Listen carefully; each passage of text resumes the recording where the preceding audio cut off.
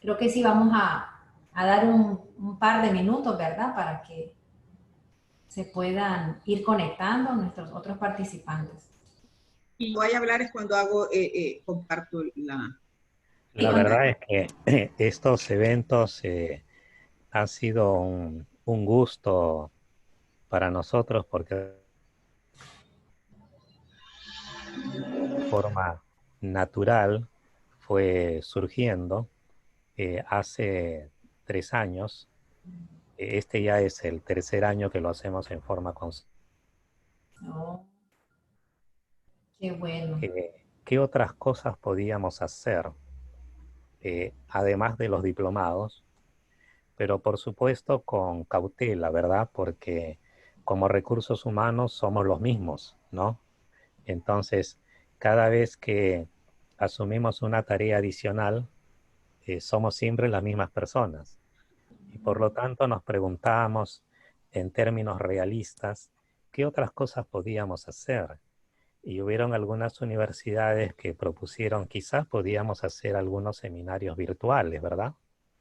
Y así es como surgió esta idea de los seminarios virtuales y la verdad es que desde que esto empezó ha sido un encanto porque da la oportunidad para que cada universidad tenga pues un espacio, ¿verdad? ¿No?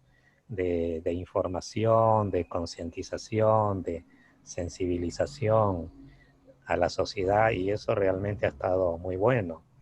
Entonces, nuestro balance preliminar después de 3 años es que estas actividades realmente son muy útiles. Es un gusto escuchar a los expositores, las expositoras y también a los representantes de las universidades. Así que nosotros, la verdad, muy contentos.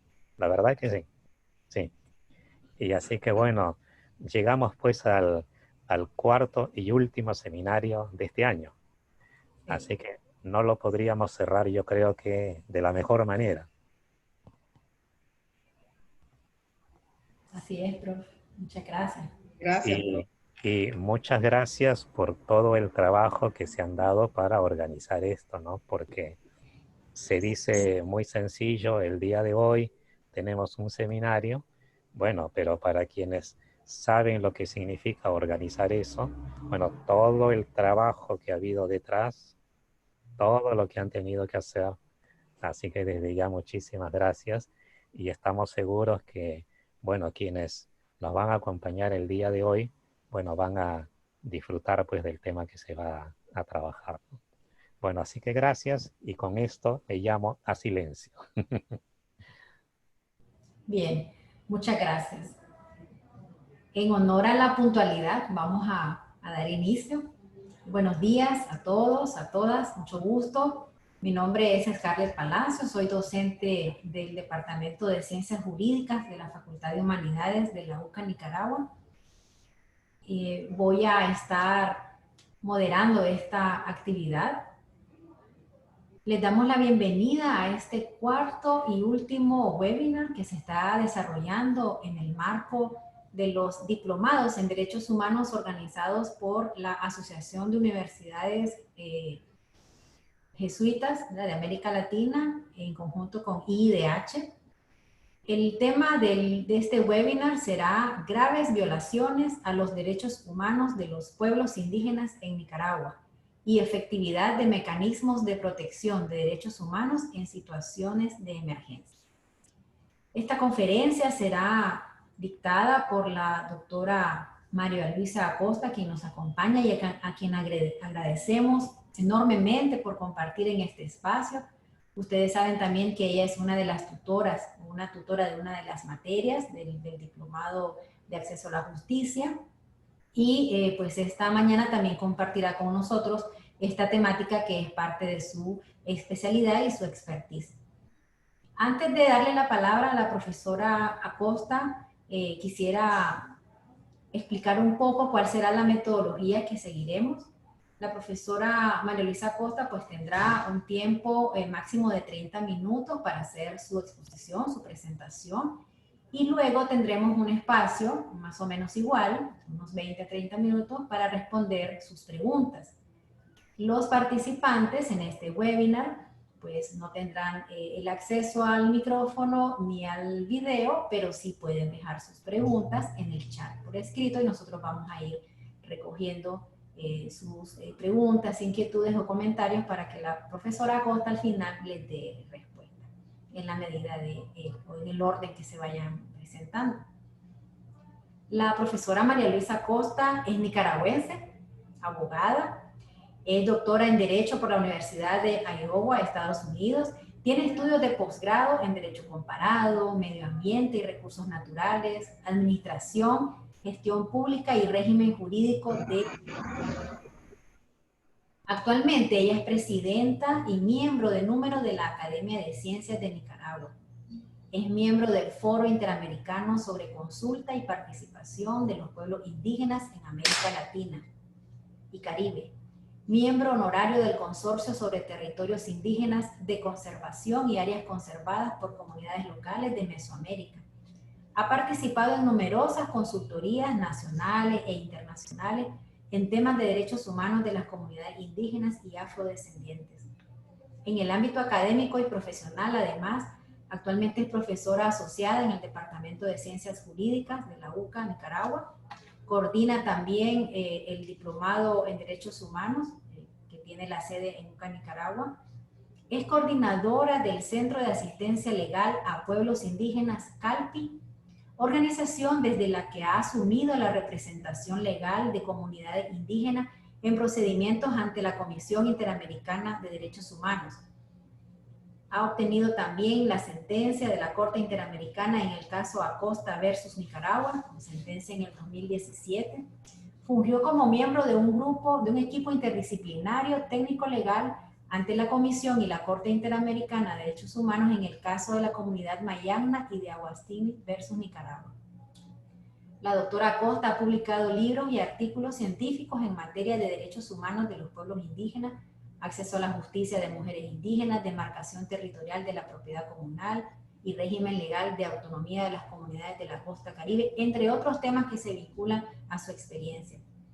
Pero además de todo lo que ella ha compartido sobre su currículum y su experiencia, y lo que hizo falta aún por mencionar, la doctora María Luisa Acosta es una incansable defensora de derechos humanos, que ha realizado una encomiable labor de defensa de los derechos de las comunidades indígenas durante ya casi 2 décadas. Así que para nosotros es un honor y agradecemos enormemente a la doctora Acosta por compartir con nosotros este cuarto y último webinar en el marco de los diplomados de Derechos Humanos de AUSJAL e IDH. Profesora Acosta, usted queda en el uso de la palabra. Muchas gracias.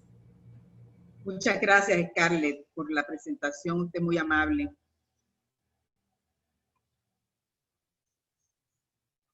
Dios mío. No veo mi presentación. Vamos a ver aquí. Ok, así. Vamos.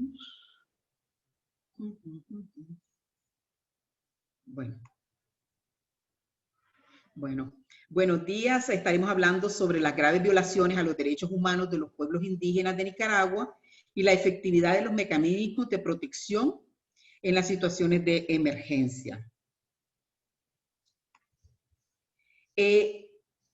Vamos a hablar sobre la crisis sociopolítica y de derechos humanos que actualmente vive Nicaragua, que se inició en el 2018, sobre la cual la Oficina de la Alta Comisionada de Naciones Unidas, la Comisión Interamericana de Derechos Humanos y el grupo interdisciplinario de expertos independientes que creó la comisión elaboraron informes sobre los hechos ocurridos en el 2018.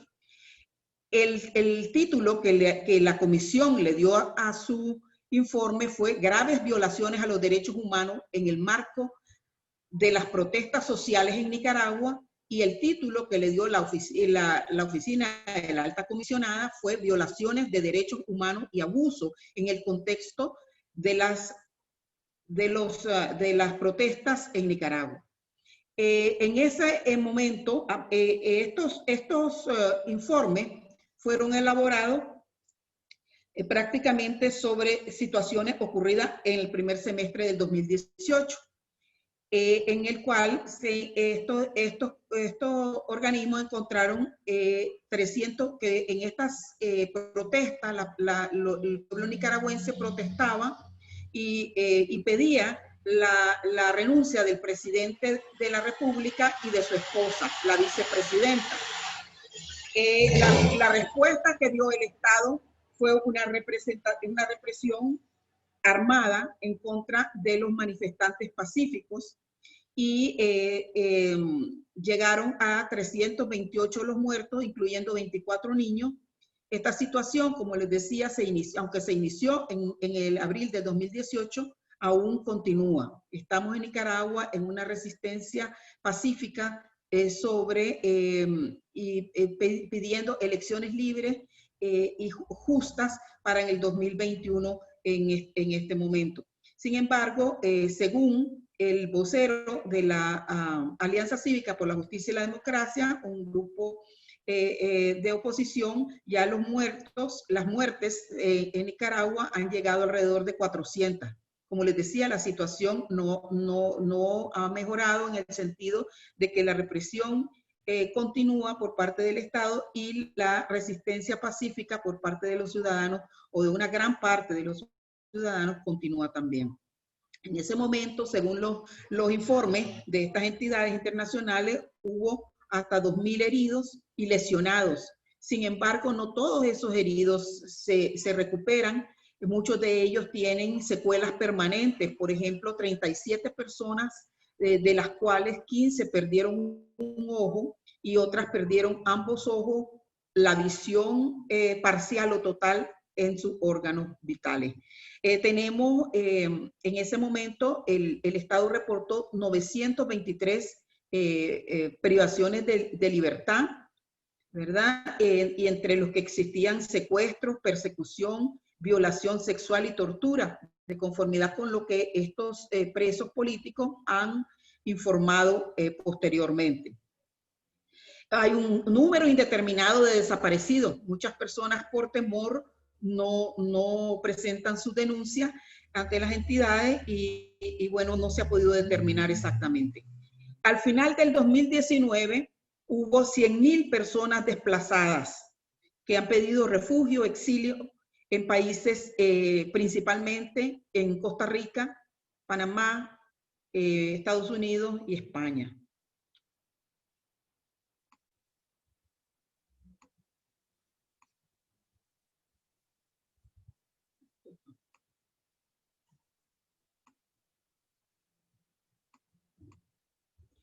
Sin embargo, dentro de esa gran crisis que ha recogido la prensa nacional e internacional con amplitud y los organismos de derechos humanos, como les decía, están las graves violaciones a los derechos de los pueblos indígenas que han sido, de alguna manera, no han recogido el mismo interés, no han sido divulgados de la misma manera, y a pesar de que esta crisis de derechos humanos con respecto a los pueblos indígenas se inició en el 2015. Son 5 años en la que estos pueblos han sufrido la muerte de 40 indígenas, el secuestro de 44, violaciones sexuales que generalmente las mujeres indígenas no reportan por cuestiones de su idiosincrasia y de temor al descrédito y a la estigmatización incluso dentro de sus propias comunidades, y 47 heridos. Esto entre el 2015 y el 2020. Sin embargo, este año los ataques, ya que esta crisis humanitaria se ha generado por ataques de personas, de colonos en esos territorios, colonos no indígenas, que atacan a las comunidades con armas de guerra. Y en este año, en enero, en marzo, en julio, a pesar de la crisis creada por el COVID-19, estos pueblos han sido, estos ataques han continuado en septiembre y en octubre, dejando un saldo de 10 indígenas muertos, 10 desaparecidos, 5 heridos, entre ellos un joven de 23 años que quedó parapléjico por las heridas de arma de fuego que sufrió en su cuerpo, una niña herida en el rostro cuya bala pasó de una mandíbula a la otra, creando graves problemas para alimentarse, y una cicatriz permanente para el resto de su vida en el rostro. Una niña secuestrada, niña indígena secuestrada por los colonos, para un total de 27 víctimas directas. Sin embargo, también en este periodo nada más de lo que va del año, tenemos un recuento de 21 casas quemadas. Los colonos entran en las comunidades, queman las casas, atacan y matan y aterrorizan a las comunidades. Muchas veces,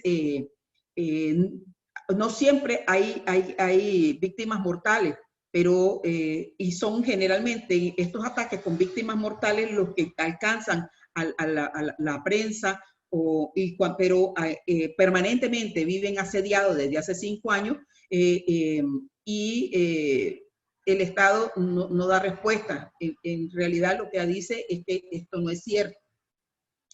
Esto que genera una vulneración en la cultura, en el territorio, que ha generado desplazamientos forzados de estos pueblos.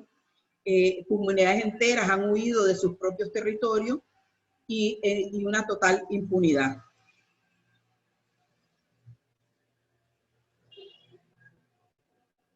En este mapa vemos el área geográfica donde estas comunidades han sido atacadas.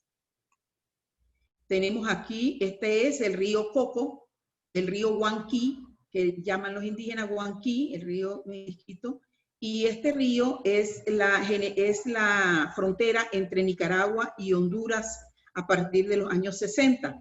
Pero el pueblo indígena Miskito está tanto en lo que quedó. El pueblo indígena Miskito es uno solo, y una parte de las comunidades quedaron en Honduras y otra parte quedaron en Nicaragua, lo que se llama la Mosquitia hondureña, y es lo que se llama aquí la región autónoma de la costa Caribe Norte, en Nicaragua. Por eso, en muchas de estas ocasiones, cuando las comunidades han tenido que huir, han huido al territorio hondureño. Y aquí tenemos la reserva de Bozaguas, una de las más grandes del Amazonas, y esta ha sido tradicionalmente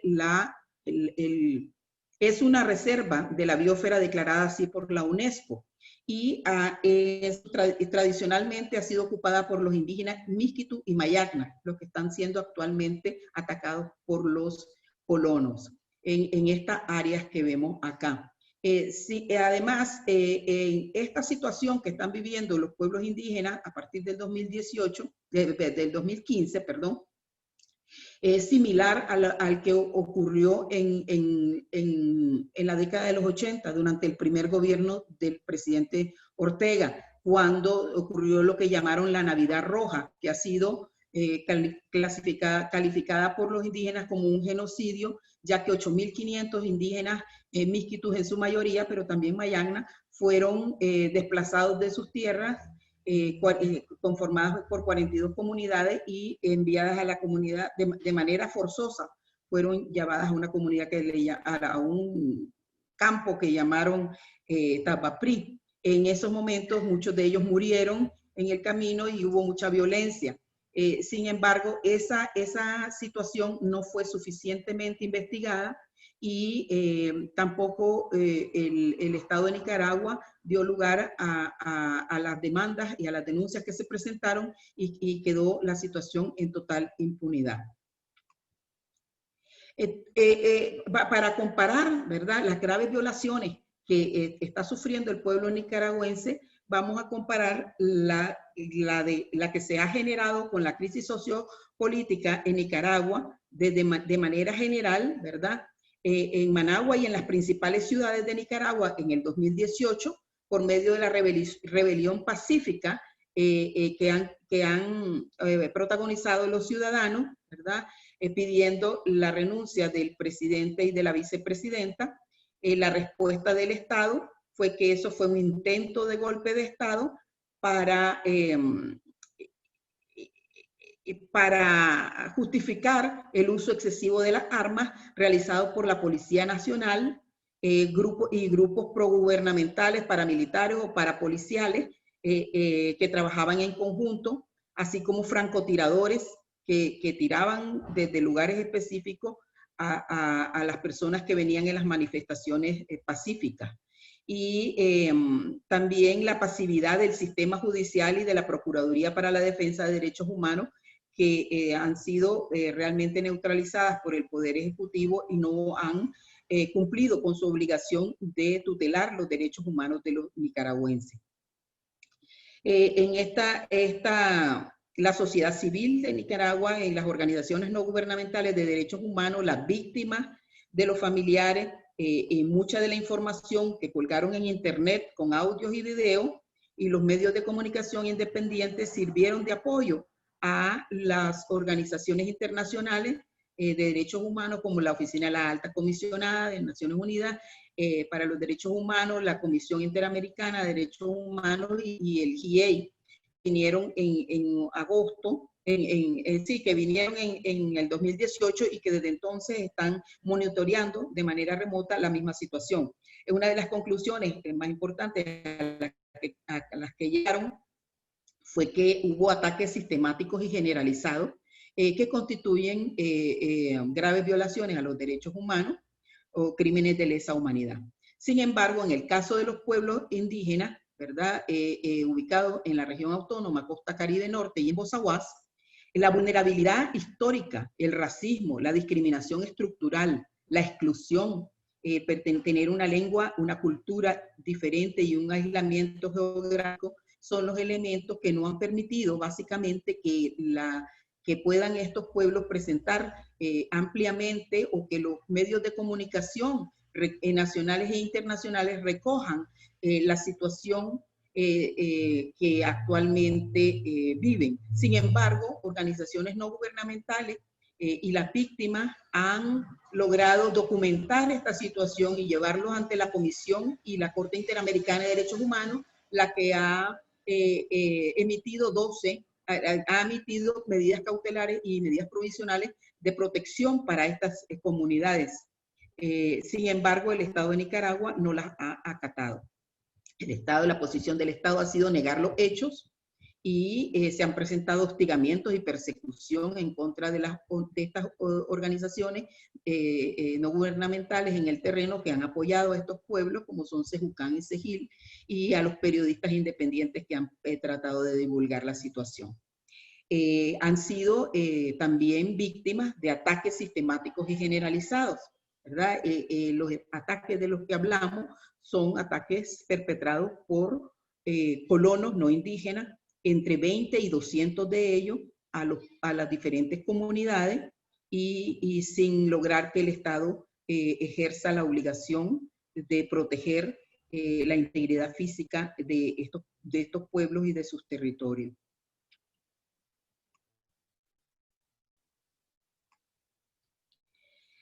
La normativa de protección de derechos humanos de los pueblos indígenas para crímenes de lesa humanidad y genocidio, tenemos la Declaración de Naciones Unidas sobre los derechos de los pueblos indígenas, y también la Declaración Americana tiene una protección contra el genocidio. La Declaración de Naciones Unidas dice que los pueblos indígenas tienen el derecho colectivo de vivir en libertad y en paz y con seguridad como pueblos distintos, y a no ser sometidos a ningún acto de genocidio, ¿verdad? El derecho de no sufrir la asimilación forzada o la destrucción de su cultura. El derecho a la cultura es un derecho humano de estos pueblos. El Estatuto de Roma de la Corte Penal Internacional, en sus artículos 6 y 7, habla de que los ataques, para definir qué son crímenes de lesa humanidad, los define como ataques generalizados o sistemáticos contra una población civil, con conocimiento de dicho ataque y la persecución de un grupo o colectividad con identidad propia, fundada en motivos políticos, raciales, nacionales, étnicos, culturales o religiosos. En este caso tenemos, ¿verdad?, que los pueblos indígenas, Miskitumayagna, son fácilmente diferenciables del resto del país, que tienen su propia cultura, su propia etnicidad, su propia religiosidad, y que por motivos políticos el Estado de Nicaragua ha iniciado una colonización en esos territorios que ha sido desde hace varios años el avance de la frontera agrícola y agropecuaria sobre territorios indígenas. Actualmente la región autónoma de la Costa Caribe Norte es el lugar donde mayor inmigración interna existe, inmigración de personas no indígenas, que han llegado en números tales que hoy los pueblos indígenas son minoría dentro de sus propios territorios. Y en una franca colonización en la que han apoyado la entrada de empresas mineras internacionales, de empresas forestales y de la siembra del monocultivo de la palma africana en los territorios indígenas. Esto genera que los territorios, que estos pueblos, además de los ataques inmediatos, estos pueblos vayan perdiendo sus territorios. Los pueblos indígenas viven de esos territorios, cazan, pescan y además tienen una relación cultural y espiritual tradicional con sus propios pueblos. Eso con respecto de los crímenes de lesa humanidad, pero también sobre el genocidio. El Estatuto de Roma nos dice que se entiende por genocidio los actos perpetrados con intención, ¿verdad? Así como estamos hablando de delitos internacionales, la intención siempre está presente. Y en este caso volvemos a decir, bueno, la intención es esa política de colonización interna que actualmente impulsa el Estado de Nicaragua sobre los territorios indígenas de la costa caribe de Nicaragua, ¿verdad? De destruir, y esto pues destruye total o parcialmente a estos grupos nacionales, étnicos, raciales o religiosos. ¿Por qué? Porque ellos dependen de ese territorio, porque su forma de vida está ligada a la caza, a la pesca, a la agricultura. Al ser ellos desplazados por terror, por temor, por parte de estos colonos, ellos estarían en peligro de desaparecer total o parcialmente, ¿verdad? Sabemos que, como establece el genocidio, han habido matanzas de los miembros de los grupos desde el 2015. Lesiones graves, ¿verdad? Intensificadas física y mentalmente. Y en física sabemos los heridos, pero mentalmente es en la zozobra en la que viven estos pueblos. Un mayagna me decía, doctora, nosotros no sabemos cuándo cuál es la comunidad próxima que van a atacar. Y vivir en esa zozobra y vivir en esa desprotección y vulnerabilidad es una violación a los derechos humanos, podría ser hasta considerado como tortura en un momento determinado. Las lesiones graves e integridad física, ¿verdad?, de estos grupos por la pérdida de su territorio, las condiciones de existencia que hayan de acarrear, ¿okay? Cuando su existencia se puede ver limitada al no tener acceso a su territorio, donde tiene sus medios de vida, estos pueblos están ante un genocidio. La obligación internacional de los estados. Todos los estados deben realizar unas investigaciones efectivas, independientes e imparciales para establecer la verdad y asegurar la rendición de cuentas por las violaciones y los abusos cometidos, identificar, procesar y penalizar adecuadamente a los presuntos responsables y así garantizar la no repetición. Porque sabemos que la impunidad genera mayor agresividad. Si estos casos de la Navidad Roja de los años 80 no se investigaron, no se investigaron suficientemente, ahora tenemos el mismo caso 30 años después en el mismo lugar y con la misma gente, ¿verdad? Entonces, siempre es importante garantizar la no repetición. Las obligaciones internacionales, ¿verdad? El Estado requiere, como decíamos, investigar con la debida diligencia. No investigar por investigar, sino investigar hasta llegar a un resultado. Y esto incluye, no importa si los agentes que como en el Pacífico de Nicaragua, que fue claro que la Policía Nacional y los paramilitares estuvieron involucrados en el uso excesivo de la fuerza contra la población civil, son parte del Estado. Pero en el caso de estos colonos armados con armas de guerra, incluso si el Estado no tiene un vínculo directo con ellos, sí puede resultar responsable internacionalmente porque no ha ejercido la debida diligencia en investigar estos casos que ya tienen 5 años, ¿verdad? Desde el 2015 se han agudizado y que ha sido tiempo prudente, suficiente como para que el Estado hubiera investigado de manera diligente cuál es esa situación. La comunidad internacional, cuando el Estado no está cumpliendo con su obligación de proteger a sus ciudadanos, entra en escena y vigila e identifica a las alertas tempranas a la comisión de crímenes atroces. Cuando hablamos de crímenes atroces, los crímenes de lesa humanidad, el genocidio, son considerados internacionalmente como crímenes atroces. Y la comunidad internacional está obligada a vigilar que no existan estos crímenes atroces en ningún país del mundo. La oficina del asesor especial del secretario general de las Naciones Unidas para la prevención del genocidio y para la responsabilidad de proteger crea un marco de análisis para crímenes atroces. O sea, ellos han generado una cantidad de factores de riesgo y factores de mitigación en las que se pueden vincular, se pueden diagnosticar cuando un genocidio o crímenes de lesa humanidad están ocurriendo. Porque estos no son crímenes de un día, son procesos criminales. Pueden durar años. Para exterminar un pueblo entero pueden durar años, pero sí con las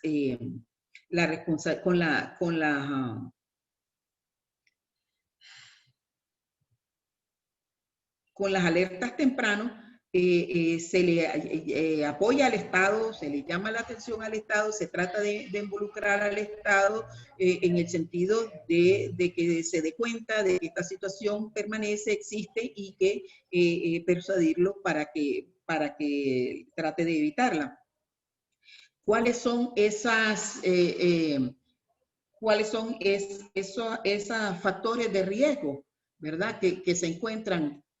Podemos, en este caso, la inestabilidad causada por un régimen autocrático y una severa represión política, el desplazamiento forzado en la década de los años 80 durante el primer gobierno del presidente Ortega en la misma área geográfica y contra los mismos pueblos indígenas que no fueron sancionados, lo que crea el riesgo de repetirse por la impunidad generada, la debilidad de estructuras del Estado que han omitido proteger a las comunidades indígenas atacadas sistemática y reiteradamente desde el 2015, como son la policía, el ejército, el sistema judicial, etc.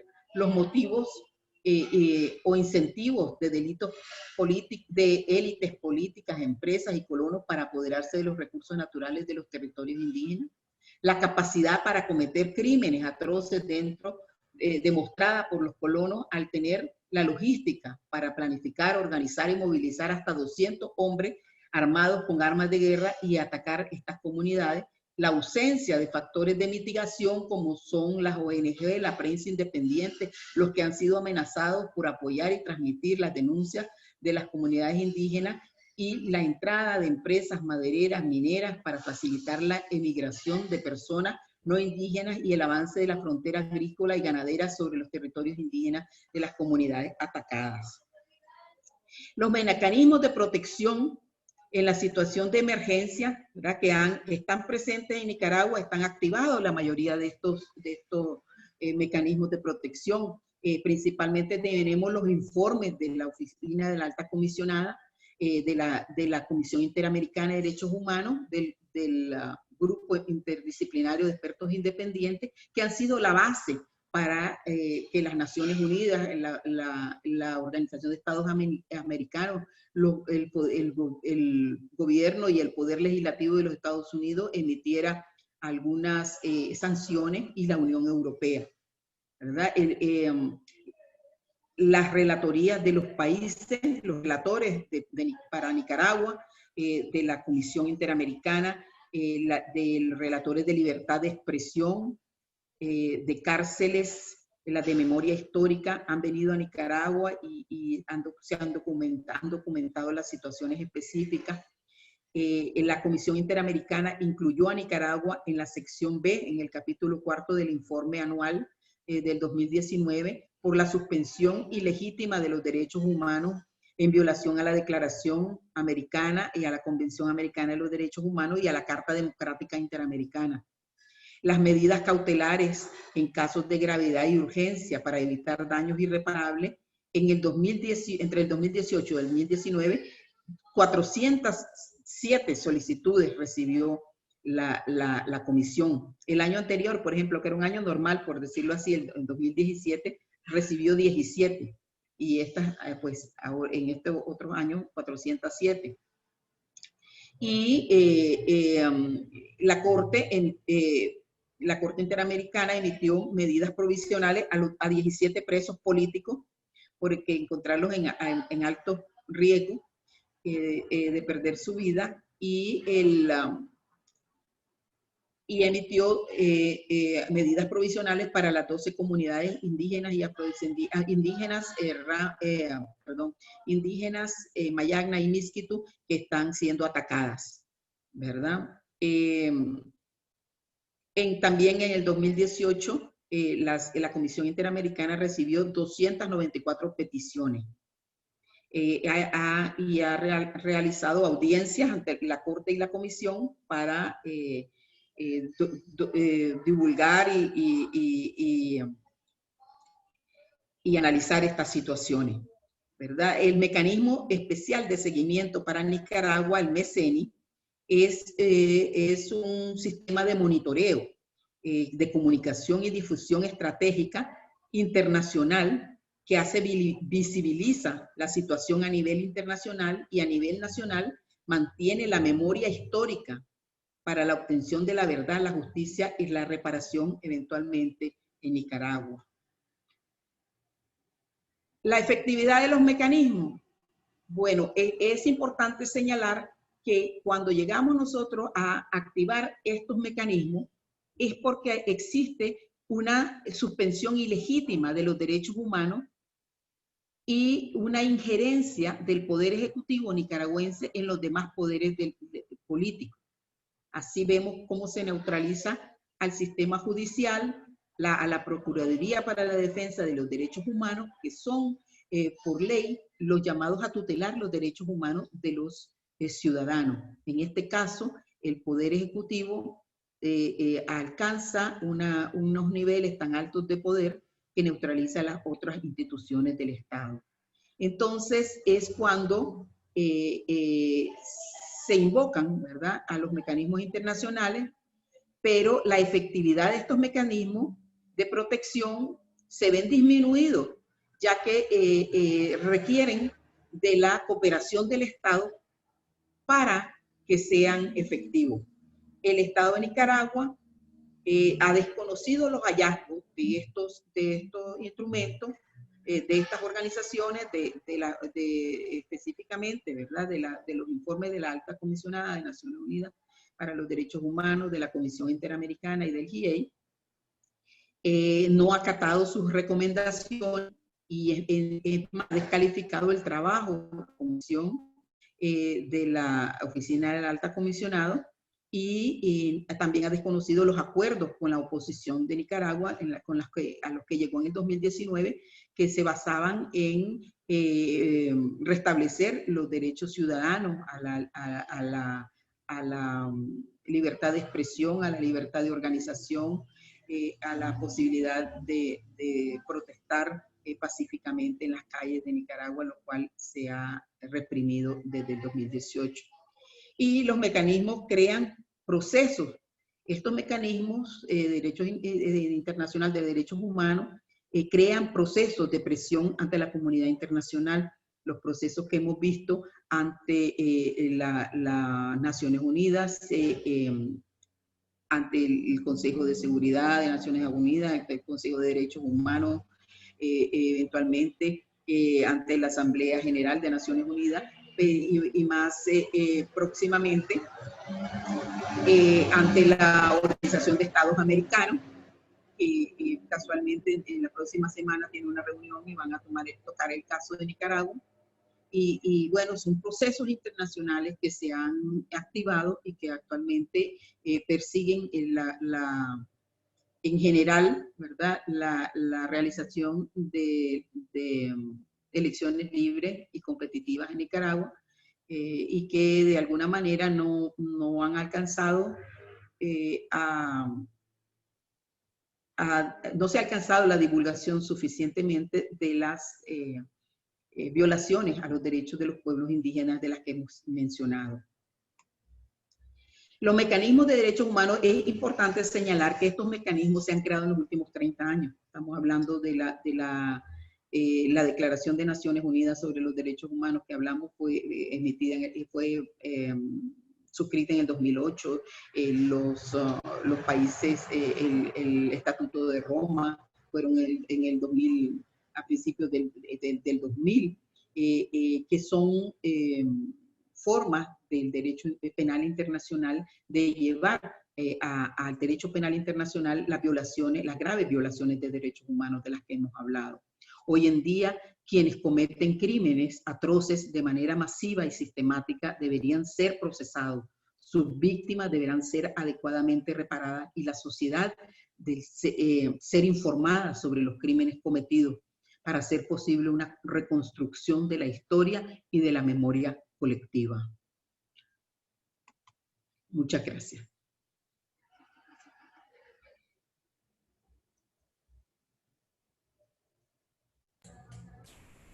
Muchas gracias, profesora Acosta, por su presentación muy clara y muy exacta acerca del tema que se está abordando. Invitamos a los participantes a hacer sus preguntas a través del chat para que la profesora Acosta pueda ir respondiendo.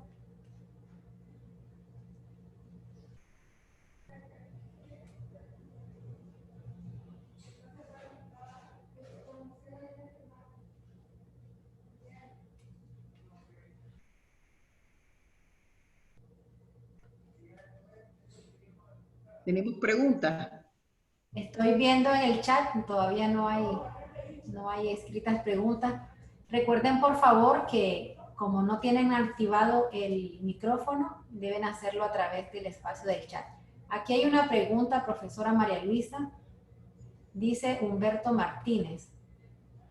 Uno de los participantes pregunta: Cuba, una dictadura, se acaba de incorporar al Consejo de Derechos Humanos de la ONU.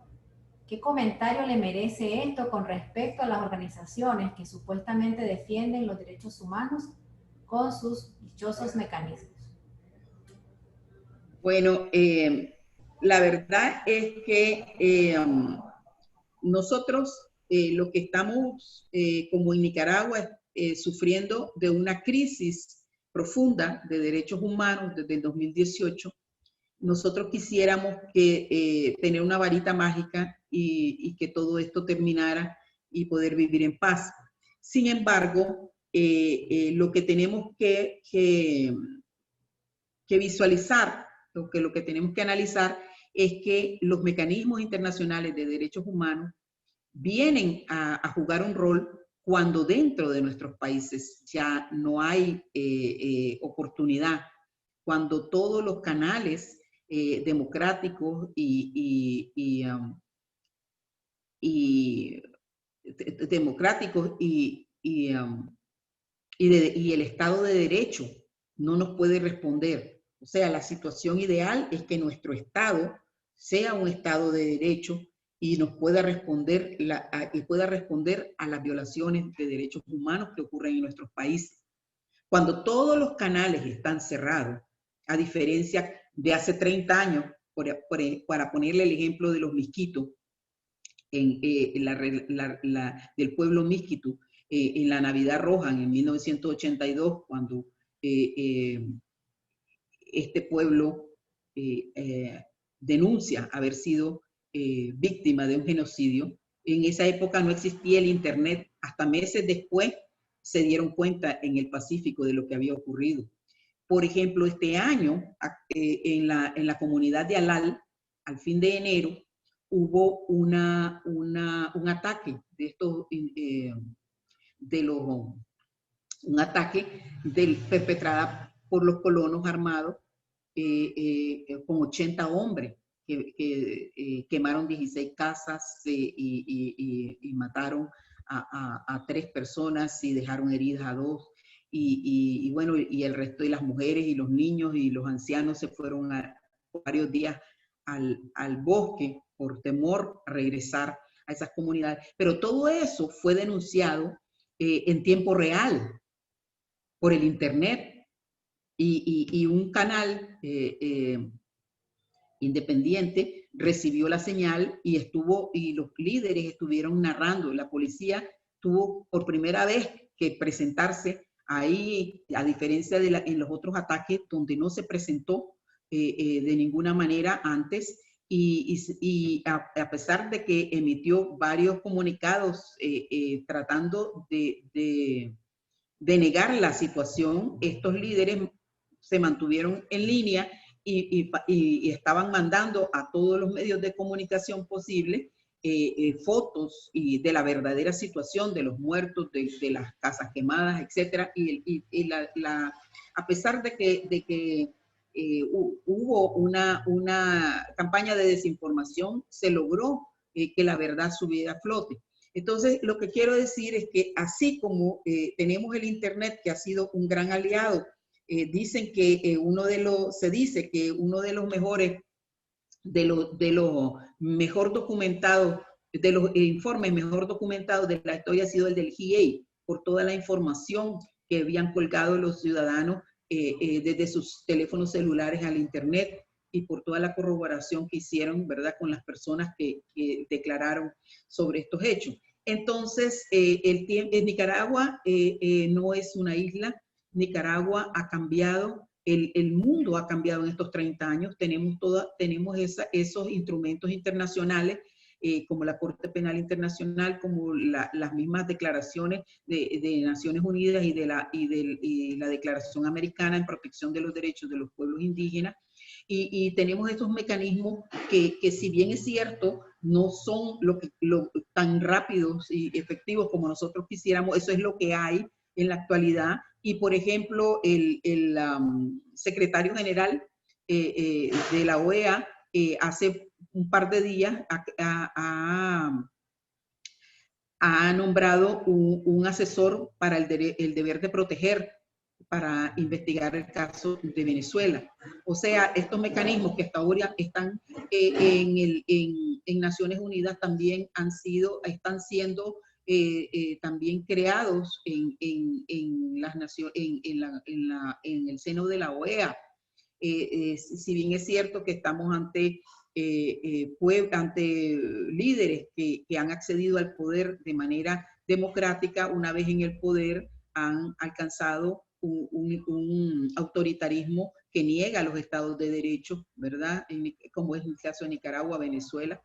Entonces, pero el mundo cambia, estos instrumentos avanzan, existe la burocracia internacional, Cuba tiene una capacidad técnica y política de ubicarse en lugares como el Consejo de Seguridad, etcétera, y eso no lo podemos evitar, pero sí podemos invocar la normativa internacional, invocar los mecanismos, conocerlos y llegar a un buen puerto eventualmente. Obviamente no con la velocidad que nosotros quisiéramos, pero estos son también, tenemos que dar cuenta que el principalmente obligado a cumplir con los derechos humanos de sus ciudadanos son nuestros estados. Y es solamente cuando el Estado se niega a cumplir con su deber que podemos acceder a estos organismos internacionales. Sí, profesora, muchas gracias. Hay otras preguntas también y están relacionadas con lo que usted ha ido comentando, pero se las voy a leer por si hay algún otro aspecto que usted pueda agregar. Por ejemplo, hay una pregunta que dice, ¿cree usted que sea posible aplicar en Nicaragua una justicia transicional sin tener que esperar 30 años, como el caso de los asesinatos de los sacerdotes jesuitas de la UCA de Salvador? Sí, mire, eso es lo que me estaba diciendo, que hace 30 años esto no existía, ¿verdad? Hay instrumentos nuevos, estamos hablando de la Corte Penal Internacional y no importa en este caso que Nicaragua no sea signatario, hay otras formas de llegar, ¿verdad? Y de llegar a esas cortes, y también está la justicia universal, ¿verdad? Entonces, son instrumentos que se han ido desarrollando debido a la necesidad que ha venido viendo en la comunidad internacional. Hace 30 años, cuando ocurrió por primera vez la situación de los Misquitos en 1982, esto no existía, ¿verdad? Y hoy en día sí existe. Y no tenemos que esperar 30 años. Ya están ahí. Estamos tocando las puertas de estos instrumentos. Ya vieron la cantidad de instrumentos que actualmente están activados en Nicaragua. Tienen su activación desde el 2018. Y estos son procesos que se han iniciado y que van a llegar a algún lado, que están siendo impulsados. La diáspora nicaragüense ha sido muy activa en impulsar muchos de estos procesos. Unos son políticos, otros son cuasi jurisdiccionales y hay otros que son jurisdiccionales. Yo creo que no vamos a tener que esperar 30 años, porque entre otras cosas ya estos instrumentos existen. Hace 30 años no existían. Sí. Hay otra pregunta, profe, que habla de cuál es el papel que juega el marco de la autonomía en el Caribe para definir el papel de órganos como, por ejemplo, la Policía Nacional, y si se le podría acusar o atribuir responsabilidad a esta institución en las invasiones colonas a tierra. Sí, sí. Mire, o sea, todos los funcionarios públicos tienen la obligación de proteger, o sea, todo el Estado tiene la obligación de proteger a sus ciudadanos. Después vemos, por ejemplo, que representa al Estado el presidente de la República. Es el jefe del ejército y el jefe de la policía. Esa función de protección la tienen ellos. Si ellos omiten su obligación de proteger, de garantizar la seguridad ciudadana, de garantizar la seguridad individual y colectivamente de estos pueblos, ellos pueden ser considerados responsables, ¿verdad? Por omitir esa obligación y por omitir la obligación de investigar diligentemente esas situaciones. Ahora, eso es la Policía Nacional, la Policía, el Ejército. El Ejército de Nicaragua tiene un batallón ecológico en Bozaguas, donde están ocurriendo estas situaciones. Ellos tienen responsabilidad directa. Las alcaldías de Huaspán y de Huihuilí, son varias las alcaldías que están en las áreas señaladas en Bozaguas, en todas estas áreas, en la ladera del río Coco y en Bozaguas, que hay varias alcaldías, ¿verdad? La de Huaspán, está Huihuilí, están varias. Todos esos alcaldes tienen su obligación también. Y el gobierno regional y el gobierno regional y el consejo regional son instituciones también que tienen la obligación de salvaguardar los derechos de estos pueblos. Estos son procesos que tienen 5 años, que han salido en todos los medios de comunicación, que la Comisión Interamericana y la Corte Interamericana, por medio de sus audiencias y por medio de sus resoluciones, ha divulgado. Ninguno de estos funcionarios puede decir que no sabía, que no conocía. Estos pueblos han ido a la policía a interponer recursos, a interponer a las policías locales a interponer sus denuncias. En muchas ocasiones les han dicho que no les pueden recibir denuncias porque no tienen, porque por órdenes superiores. También han habido muchas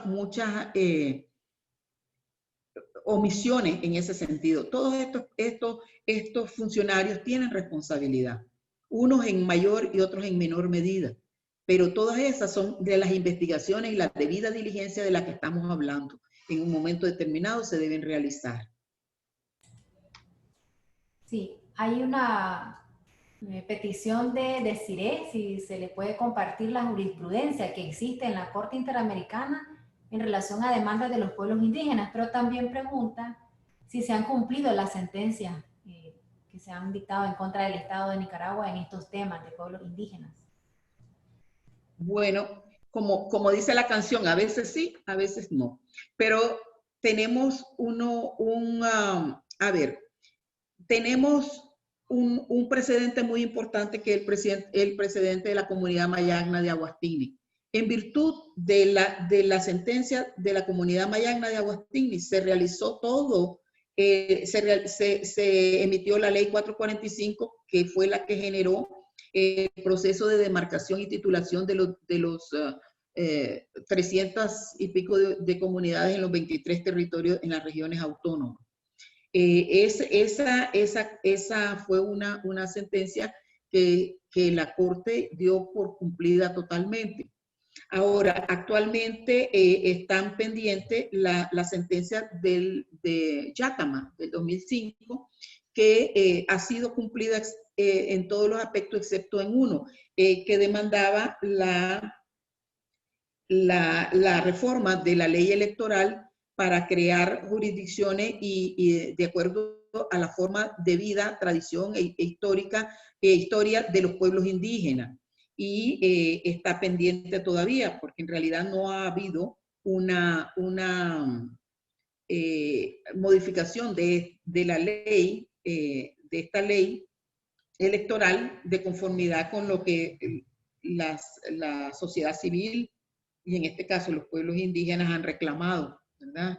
Ha sido una de las limitaciones que la Asamblea Nacional y el régimen actual ha tenido, digamos, de una manera, ha utilizado de manera selectiva. Y en el caso de Acosta y otros versus Nicaragua, también ha sido cumplida parcialmente.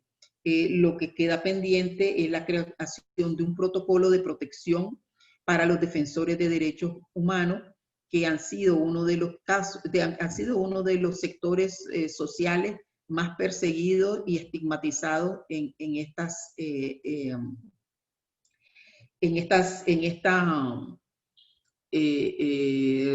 rebelión o en esta situación, en esta crisis sociopolítica profunda de derechos humanos en la que estamos viviendo. Y también la investigación del asesinato Francisco García Valle, que también manda a investigar la sentencia Acosta y otros versus Nicaragua. Y una de las razones por las que el Estado se ha negado es porque no solamente la Corte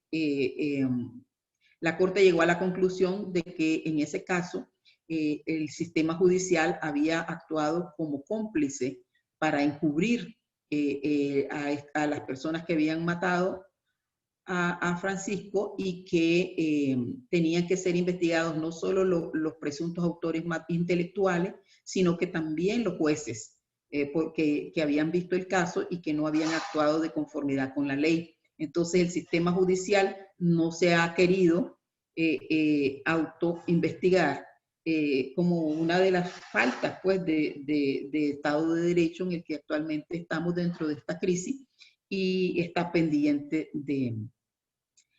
de cumplirse. Pero en principio podemos decir que hay que seguir ¿verdad? Solicitando, exigiendo el cumplimiento de estas sentencias hasta que se lleguen a su total cumplimiento. Sí. Muchas gracias, profesora. Hay una pregunta en relación a la nueva iniciativa de ley que regula y penaliza los contenidos mediáticos en redes sociales. ¿Cómo se podría asegurar la visibilización de los crímenes atroces protegiendo el derecho a la libre expresión, tomando en cuenta pues que el importante papel que ha jugado el Internet y las redes sociales para denunciar estos actos criminales contra pueblos indígenas? Sí, al principio, durante la crisis se decía que las cámaras le habían ganado a los fusiles.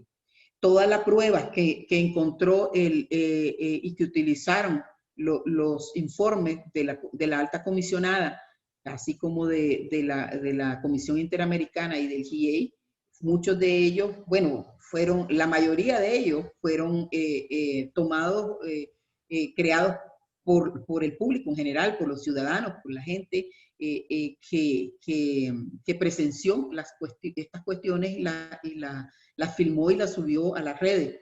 Definitivamente no hay una sociedad, o sea, una sociedad democrática está basada en la libertad de expresión, en la libertad, en el derecho de informar y en el derecho de ser informado de manera veraz.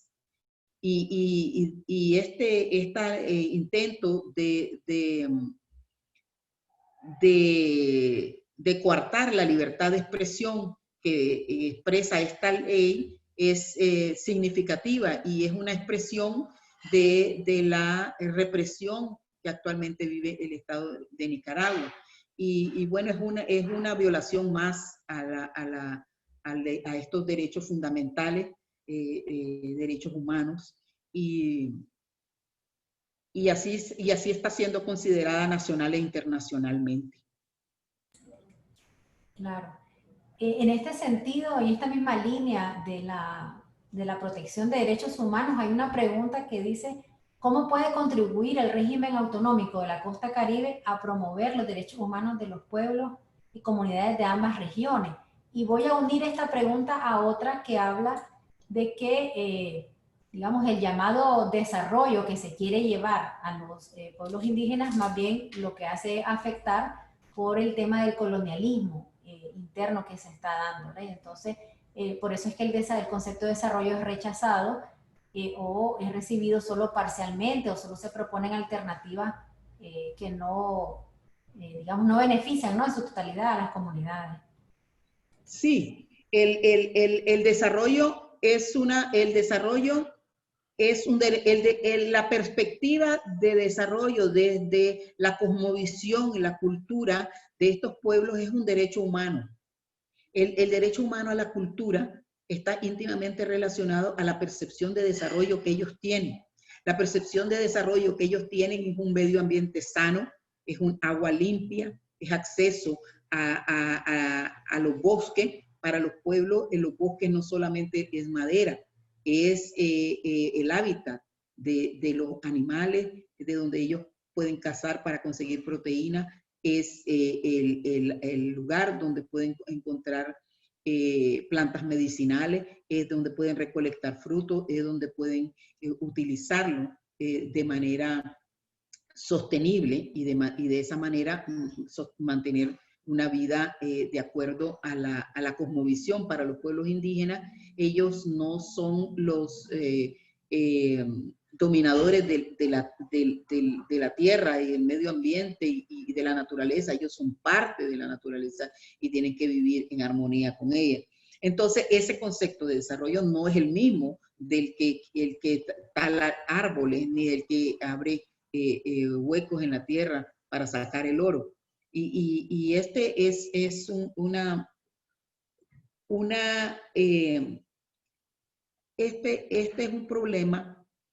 que se genera por la discriminación, por la falta de tomar en cuenta, ¿verdad?, el consentimiento libre, previo e informado que estos pueblos tienen cuando el Estado quiere realizar estas acciones en sus territorios. Y el problema tiene que ver con el racismo. que se genera, que claramente se ve en la discriminación, cuando el Estado no considera que sentarse en una mesa de tú a tú con estos pueblos y sus representantes a discutir estas situaciones, a proponer estos proyectos, que todo lo hace debajo de la mesa, que todo lo hace detrás de ellos, porque no consideran que tienen el mismo nivel, ¿verdad? Y la Declaración de Naciones Unidas sobre Derechos Humanos dice que todos nacemos iguales en dignidad, y esta percepción estatal de que no somos iguales es discriminatoria. Y así como las empresas tienen sus asesores y los gobiernos tienen su cantidad de tecnócratas, estos pueblos también tienen derecho a la asesoría legal que muchas veces se les ha negado, y pretende el Estado hablar solo con ellos o con algunos de ellos o con uno de ellos en ausencia del resto, para amarrar o para de alguna manera comprometerlos a este desarrollo desde la perspectiva occidental. Entonces, las instituciones autonómicas deberían ser un facilitador de que los pueblos indígenas y afrodescendientes tengan una palabra que decir, y que sus derechos culturales y de propiedad sobre sobre sus territorios sean respetados. Y bueno, hemos visto que son instituciones secuestradas, también neutralizadas por el partido gobierno, y que no han permitido el desarrollo del Estado, no han acogido el Estado de Derecho como parte de su obligación, y la tutela de los derechos humanos de estos pueblos tampoco ha sido una parte no han ejercido esa obligación a la que ellos también tienen.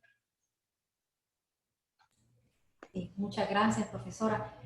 Quizá para ir cerrando ya este webinar, voy a leer una última pregunta. Quizá con eso podría usted también ya hacer como un cierre, unas conclusiones. Dice Alejandra Nuno: entendemos que han agotado distintas herramientas nacionales e internacionales y que han logrado exitosamente centrar la atención sobre Nicaragua. La pregunta es, ¿cuáles son los siguientes pasos y cómo podemos apoyar desde otros países? Sí, la divulgación es importante, ¿verdad? Saber que existe este problema, que existe esta situación para los pueblos indígenas es importante, porque estoy segura que existen en otros países también, y podemos beneficiarnos de estas experiencias en derecho comparado para conocer, ¿verdad?, las situaciones que se están dando en diferentes estados, porque esta exclusión, la discriminación de la que son objeto de estos pueblos no es privativa de Nicaragua, ¿verdad? Y en esa medida es importante señalarlo, y en esa medida es importante estar pendiente y divulgar esta situación. Son procesos, como decía yo, son procesos a nivel nacional e internacional que no se acaban aquí, pero que sí es importante conocerlos, saber que existen, estudiarlos, y por qué no eventualmente implementarlos para tratar de solventar situaciones de graves violaciones a los derechos humanos que sufren en nuestro pueblo. Y yo creo que con eso podemos cerrar. A mí solo me resta agradecer a Scarlett y a la UCA y a USAL en el diplomado que nos ha dado la oportunidad de traer nuestro mensaje a los estudiantes y a todas las personas que hoy nos han acompañado. Y bueno, agradecer por esta oportunidad. Así es, profesora María Luisa. Agradecemos nosotros también a usted por brindarnos este tiempo. El profesor Alipio también nos escribe aquí en el chat, que muchas gracias a todos por el apoyo, la participación en este ciclo anual de webinars del programa interuniversitario de Derechos Humanos AUSJAL-IDH, que en este año 2020 concluye pues, con este evento. Este es el cuarto y último ya webinar que realizamos en este año 2020 y será pues hasta una próxima edición en el siguiente año. Reciban todos los participantes también nuestro agradecimiento por haberse conectado, por su asistencia y bueno, continuaremos siempre tratando de contribuir a través de espacios como este en el debate, la discusión y el conocimiento principalmente de estas temáticas de derechos humanos y todo lo relacionado a los grupos, ¿no? En situación de vulnerabilidad también, ¿verdad? Frente al poder de los estados. Muchas gracias, profesora María Luisa, muchas gracias, profesora Lipio, por acompañarnos también y agradecer a todos los participantes y a quienes han estado detrás de la organización también técnica de esta actividad. Muchas gracias, tengan buen día a todos y todas. Muchas gracias.